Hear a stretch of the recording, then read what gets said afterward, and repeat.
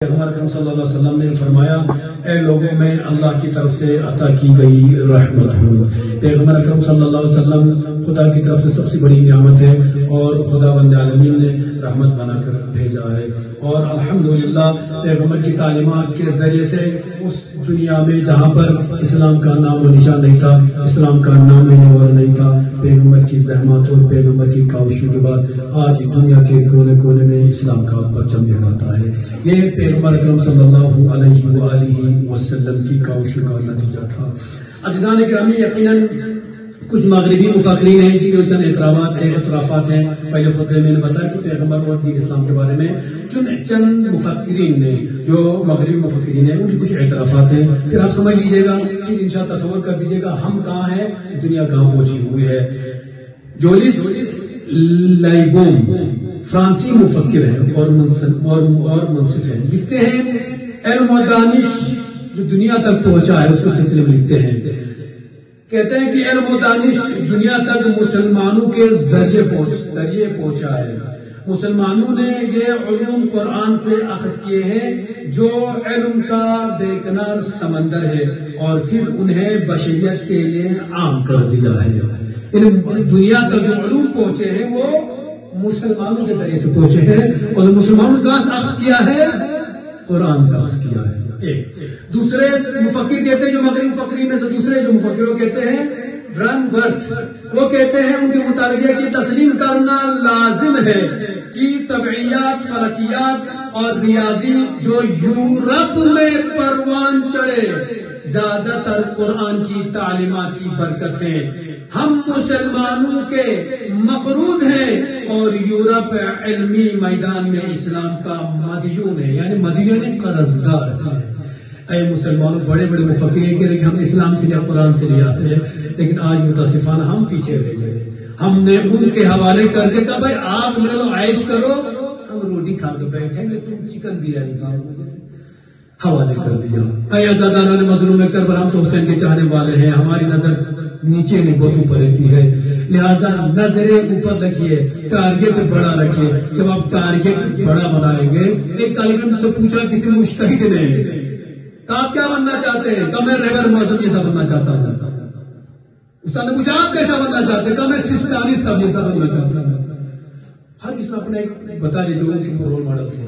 کسی ایک طالب علم سے پوچھا بھائی آپ کیا بننا چاہتے ہیں, کہا میں امام علی بننا چاہتا ہوں. مجتہد نے اس بچے کا ماتھا چوما, کہا بیٹا یقیناً تم ہی جا کر یا رہبر معظم بن سکتے ہو یا سستانی بن سکتے ہو. اس لیے کہ جب تمہارا تعلیم اتنا بڑا ہے کہ تم چاہتے ہو کہ امام علی جیسا بنے, تو امام علی جیسا نہ بنو گے تو علی سستانی بنو گے یا علی خامنائی تو بن سکتے ہو. جب تمہارا تربیت ہی خامنائی ہے, سستانی ہے, تو تم شیخ بارامو جیسا نہیں بن پاؤ گے. تو ٹارگیٹ بڑا رکھنا ضروری ہے. جب ہمارا ہدف بڑا ہوگا تو اسی حساب سے آدمی کاوش کرتا ہے, محنت کرتا ہے. لیکن عزیزان گرامی, لیکن مسلمانوں کے درمیان جو سب سے بڑی بیماری آ گئی ہے, مسلمانوں میں جو علوم جو اخذ کیا دشمن ہم سے, لیکن ہم جب دنیا کی بات کرتے ہیں, اپنی بات کرتے ہیں, ہم تو انہی لوگ عزت نہیں دیتے جو دینا چاہتا. آج معاشرے میں جو ایک استاد کا ریسپیکٹ ہونا چاہتا یا استاد کی عزت دینی چاہتے, آج ہم نہیں دے پاتے ہیں. ایک زمانہ تھا, یہ بزرگان اس بات کی گواہی دیں گے, ماسٹر چیزوں سے جرمانہ شربت پا یا اللہ سے نہ سلام بات پا دس ماسٹر چیزوں سے جرمانہ میری تو یہ مسئلہ ہے. کھڑے ہونے کی تکلیف ہوتی ہے. یہ زمانہ آیا ہے تو یہ وجہ کیا ہے, اس لیے کہ ہم علم میں پیچھے ہو گئے, اخلاق سب ہم بھولتے گئے. عزیزان گرامی یاد رکھے گا, دنیا میں ہر طرح کے لوگ ملتے ہیں, لیکن ہم اپنی بات کریں گے. میں بذات خود زیادہ کوشش کرتا ہوں کہ تعلیم پر کام کروں, اسی لیے کہ وہ قوم کبھی آگے نہیں بڑھ سکتی جو تعلیم میں پیچھے ہے. وہ قوم ہمیشہ ترقی کرتی ہے جو ہمیشہ تعلیم میں آگے ہے. لہٰذا مسلمانوں کم کھانا لیکن اپنے بچوں پر کام کرنا, بچوں کی تعلیم پر کام کرنا. جتنا آج آپ بچوں کی تعلیم پر کم کھا کر کام کریں گے, کر جب بڑھاپا جب آئے گا آج راحت کی زندگی گزاریں گے. آج انویسٹ کرو گے نا, کل انکم بہت آ جائے گی. آج انویسٹ کرنے سے ڈرو گے, کل انکم کی توقع بھی نہ رکھنا. تو لہٰذا عقل مندی ہے کہ آج فائدہ اٹھائیے, لیکن عزیزان گرامی آج ہم دنیا میں دیکھتے ہیں اگر ہم کچھ کر رہے ہیں یا آپ کچھ کر رہے ہیں سامنے والے پڑوسی کو ہو جاتا ہے حسد کہ یہ کیوں کر رہے ہیں وہ کیوں کر ہم اسی میں لگ جاتے ہیں. لیکن میری آپ سے وصیت اور نصیحت ہے علم کے میدان میں دشمن سے نہ گھبرانا ڈرنا نہیں, خدا پر توکل کرنا اور آگے بڑھتے جانا. میں دراز کے بارے میں چند باتیں کہنا چاہوں گا. یقیناً ہم پچھلے چند دنوں سے چونکہ میں سفر پر تھا زیارتوں پر تھا باہر سے سوشل میڈیا پر سب دیکھ رہا تھا افسوس بھی ہو رہا تھا لیکن چونکہ سفر ہونے کو ایسے کچھ کر بھی نہیں پا رہے تھے. لیکن یقیناً دو چیزیں آپ نے دیکھی ہوگی. آپ نے دراز میں جو ایک خوبصورت ایک ماحول تھا یا بھائی چارگی جو پائی جاتی تھی اس بھائی چارگی کو جس طریقے سے ضربت لگانے کی کوششیں کی جا رہی ہے میں آپ سے یہی کہنا چاہوں گا دشمن کو کامیاب ہونے نہ دینا. دشمن ہمیں توڑنے کی کوشش کر سکتا ہے لیکن ٹوٹنا نہیں. لیکن آج جانے کے ہم دیکھتے ہیں جس طریقے سے 15 اگست کو ایک اسٹیٹ پر بات چیت ہو گئی اور اس پر جو ڈرامہ شکل پیش کیا گیا ڈرگس کے اوپر اس پر لوگوں کا اعتراض ہو گیا اور ایک ہفتے کے بعد اعتراض ہو گیا اور اس کے بعد جو ایک میڈیا پر ہم نے ایک پریس کانفرنس دیکھی جس کے بعد ہمیں سمجھ میں آ گیا کہ وہاں پر حضرت عمر کی نعوذ باللہ شان میں گستاخی کی گئی ہے. یقیناً ہم دراز کے واسی میں اپنی جامع مسجد کی طرف سے ہمارے تمام شیعہ والوں کی طرف سے اس بات کی وضاحت کرنا چاہوں گا جو لوگ بھی چاہے وہ دراز میں یا کرگل میں دنیا کی اس روشنی کو دیکھتے ہیں چاہے وہ قرآن کے خلاف کچھ بولے یا قرآن کی بے حرمتی کرے یا پیغمبر کی شان میں بے حرمتی کرے یا اہل بیت پیغمبر کی شان میں بے حرمتی کرے یا اصحاب پیغمبر کی شان میں گستاخی کرے یا ان کی بے حرمتی کرے یہ ہمیں برداشت نہیں ہے. اگر خدا نہ خواستہ اگر اس دن غلطی اگر ڈگری کالیفاؤں سے ہو گئی خدا نہ خواستہ ہم نہیں جانتے پورا واقعہ سب جانتے ہیں اگر خدا نہ خواستہ اگر غلطی انہوں نے آمدن کی ہے تو یقیناً ایسے لوگوں کو سزا ملنا چاہیے اور اگر سہون ہو گئی تو معاف کرنا بھی ہم کو آنا چاہیے. لیکن میں التماس کروں گا دراز کے ماحول میں یہ سب آپ کو لانے کی ضرورت نہیں ہے.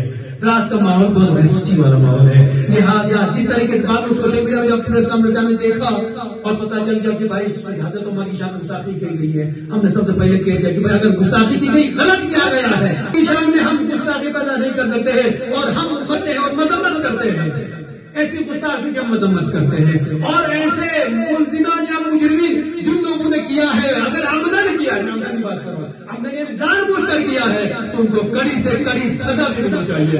اور جب اس پریس کانفرنس کے بعد جب تحقیق کی گئی اور جو ریزلٹ سامنے آ گیا وہ تو چونکانے والا تھا.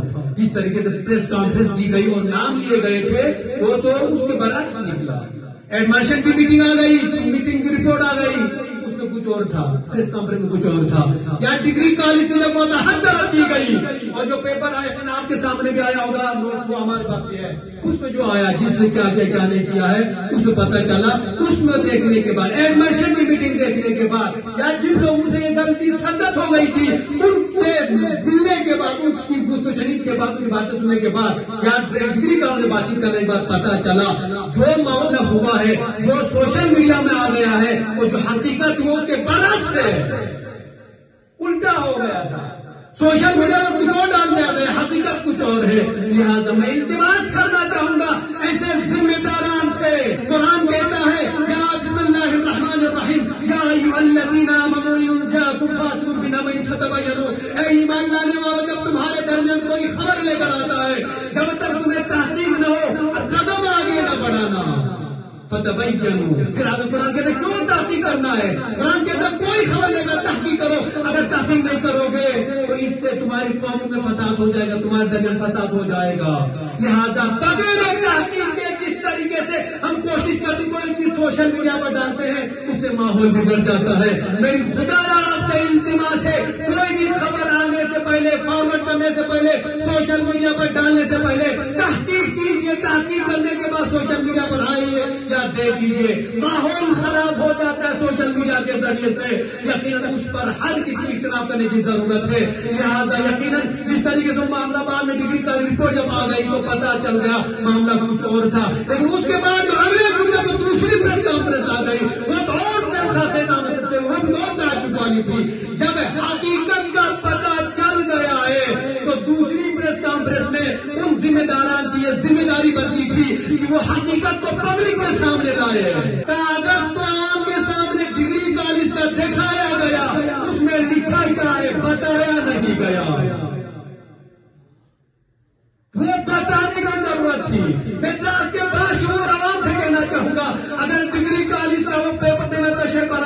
مجھے میں دکھاتا ہوں آپ کو اس میں لکھا کیا ہے. تو حقیقت یہ تھی کہ اس کاغذ میں جو لکھا وہ پبلک تک پہنچانا تھا تاکہ لوگوں کے درمیان میں جو مائنڈ میں جو کچھ آیا ہے یا لوگ جو کسی کو غصہ سمجھ کر بیٹھے ہیں ان کے مائنڈ سے وہ صاف ہو جائے بھائی کسی نے گستاخی نہیں کی ہے. لہٰذا اس وضاحت کی ضرورت تھی, وضاحت نہیں کی گئی. میں آپ سے کہنا چاہوں گا کسی بھی چیز کو سوشل میڈیا سے ڈالنے سے پہلے اجتناب کیجیے اور نظر ثانی کیجیے. یہ خدا کا حکم ہے, سورہ حجرات کی آیت ہے اور انشاءاللہ ہمیشہ عمل کرتے رہیں گے. آپ کی وقت ختم ہو رہا ہے, لہٰذا آپ سے میں اجازت چاہوں گا. انشاءاللہ امن و شانتی کو برقرار رکھیں. میری طرف سے آپ کا بھی اجازت نہیں ہے کسی کے خلاف کچھ بولے, نہ اصحاب پیغمبر کے خلاف, نہ پیغمبر کے خلاف, نہ قرآن کے خلاف, نہ کسی دیگر مذہب کے خلاف. مقام و محل کو دیکھ لیجیے, اس کے بعد آپ کر سکتے ہیں. لہٰذا انشاءاللہ ایسی گستاخیوں سے, ایسی غلط چیزوں سے آپ اجتناب کریے. اور میں دراز کے تمام معززین سے, تمام فرق و مذاہب کو روز کرنا چاہوں گا, دراز کی سزا کو خوبصورت بنائیے, امن و شانتی کا ماحول بحال کیجیے, لوگوں کے درمیان محبت کو بانٹنے والا کام کیجیے. اس پر خدا بھی خوش ہے, خوش ہے, اہل بیت بھی خوش ہے. خدا ہمارے سمجھ کو شرف قبولیت عطا فرما. خدا امام زمان علیہ السلام کے ضرور میں تعجیل عطا فرما. سب امام کے اعوان اور امثال میں شمار فرما.